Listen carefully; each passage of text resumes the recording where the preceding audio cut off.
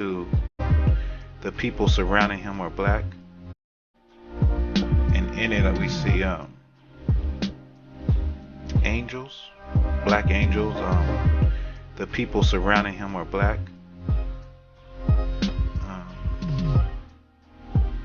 It's very interesting because the images that we see are contrary to what we have known our whole lives, or what we have been taught our whole lives.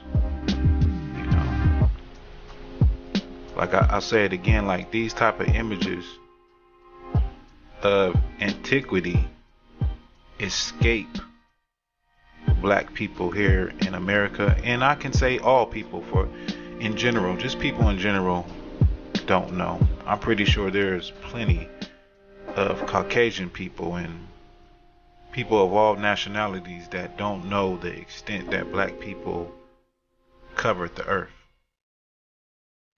And in many cases, like here, like what you see, we're in rulership positions. Like this looks like a king.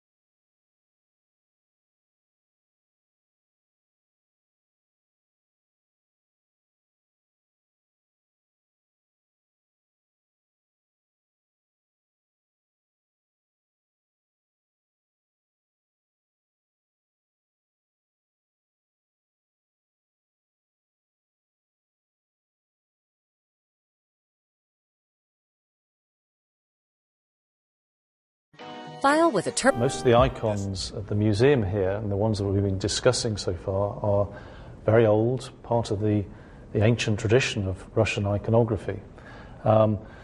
Anyone who knows anything about icons will immediately recognize this image as the Trinity, or otherwise known as the Hospitality of Abraham of Andrei Rublev. This is not the original. The original is in Moscow in Russia, of course. But this is a wonderful replica that was commissioned by the museum to hang here in Clinton. What we're looking at is three angels who visited, three strangers visited Abraham, and he showed them great hospitality, and they are seen as representing the three persons of the Trinity.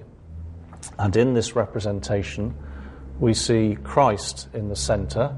This band on his arm shows that he is a priest. And something to note, that even though faintly reproduced here, because this is as they appear in the original, which is in Moscow, we have the tree and the mountain bowing down to their creator. And this reflects the hierarchy. And also, if we look at the two figures, they're each looking at God the Father, because Andrei Rublev was a Russian, and we believe that the Spirit and the Son both proceed from the Father. Now, if I just show you another replica, we have here an icon, or a replica of an icon by another very famous iconographer. The Rublev dates from 1411, the original. This is by a Russian iconographer about 100 years later, called Dionysius. The stylization is very distinctive, and it's based upon line with very little modelling, and it's almost as if he's just coloured in an outline, and that's very distinctive of the style of Dionysius. This is Christ in Majesty, one of the traditional images in the iconographic tradition. This particular one was painted in the 16th century, and first of all, just look at the size of it. This will have been in a very large church, high up, and people will have seen this from a distance. And it must have been very striking in its original position. we have the four faces of the cherubim, which are described in the vision of Ezekiel.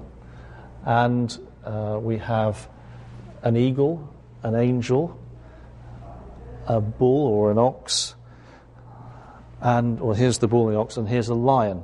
And as we know, these have come to represent the four evangelists, and the reason historically that the church chose to have four gospels was that each one corresponded to the four evangelists carrying the word of God out to the four corners of the world.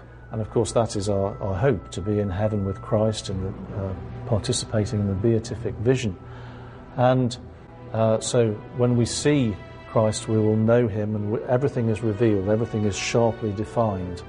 Within the halo itself, what we see are the letters that are equivalent to, in whatever language is used, of I am who I am. In Greek it might be the letters, which I think this is, of he who is, which of course is the same as Yahweh.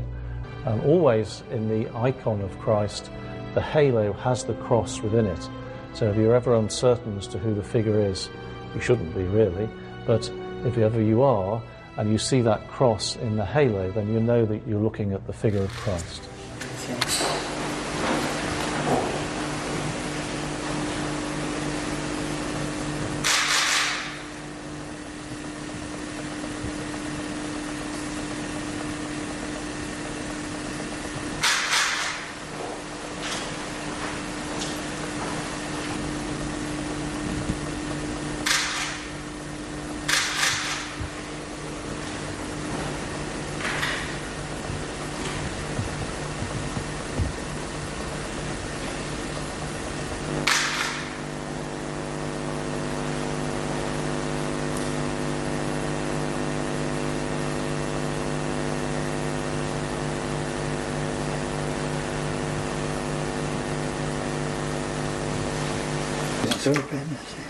Mi ha detto che si chiama la Madonna dell'Umiltà.